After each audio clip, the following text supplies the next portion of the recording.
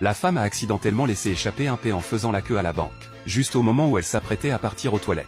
La méchante femme derrière elle s'est soudainement précipitée pour l'en empêcher, car quelques instants auparavant, cette femme malveillante Daisy voulant épouser un homme fortuné, avait prévu de faire bonne impression sur sa future belle-mère. Elle était donc venue à la banque retirer de l'argent pour lui offrir un cadeau. Daisy a constaté que chaque guichet avait une longue file d'attente. Alors elle a jeté son dévolu sur Anna qui portait une tenue d'agent d'entretien. Elle s'est approchée avec l'intention de resquiller, mais Anna ne l'a pas laissé faire. Elle a remis en question le comportement de Daisy avec bon sens. Daisy est restée sans voix. Elle n'a eu d'autre choix que de faire la queue. Cependant à ce moment-là, le ventre d'Anna s'est mis à la faire souffrir, et elle avait besoin d'aller aux toilettes. Daisy a saisi l'occasion de se venger. Elle a bloqué le passage à Anna, refusant de la laisser partir. Mais ce qu'elle ignorait, c'est que cette femme simplement vêtue était en réalité sa future belle-mère. Daisy ne voulait rien lâcher. Une gentille jeune fille nommée Bella a pris la défense d'Anna. Mais Daisy est devenue encore plus arrogante. Elle a fièrement déclaré qu'elle était la fiancée du président du groupe Menot. Personne ne pouvait l'empêcher de donner une leçon aux autres. À ce moment-là, Anna a réalisé que cette femme était en fait sa future belle-fille. Pourtant son fils lui avait dit que Daisy était douce et gentille. Mais Anna n'avait pas le temps d'y réfléchir. Elle avait désespérément besoin d'aller aux toilettes.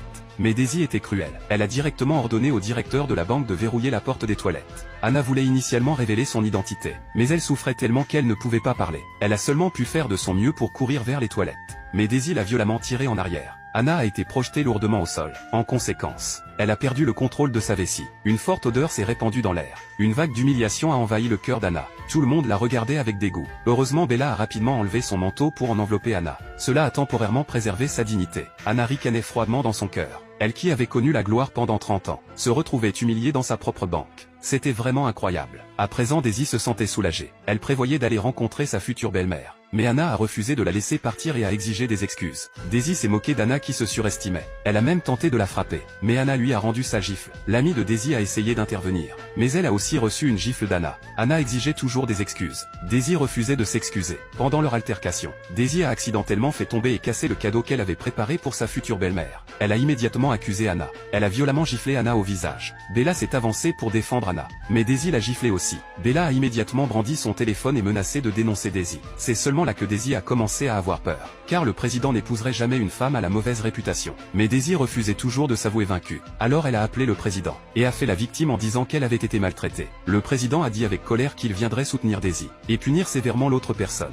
Daisy a raccroché le téléphone avec satisfaction. Anna attendait aussi avec impatience le moment où son fils arriverait. À ce moment-là, Daisy a remarqué la montre au poignet d'Anna. Anna a dit avec dédain que la montre était très chère, et que Daisy ne pourrait jamais la rembourser. Daisy s'est mise en rage instantanément. Elle a saisi la montre et l'a fracassée par terre. Anna a exigé une compensation. Elle a demandé un prix exorbitant de 30 millions d'euros. Daisy ne croyait pas que la montre valait autant. Alors elle a demandé au directeur de la banque de vérifier. Effectivement, la montre valait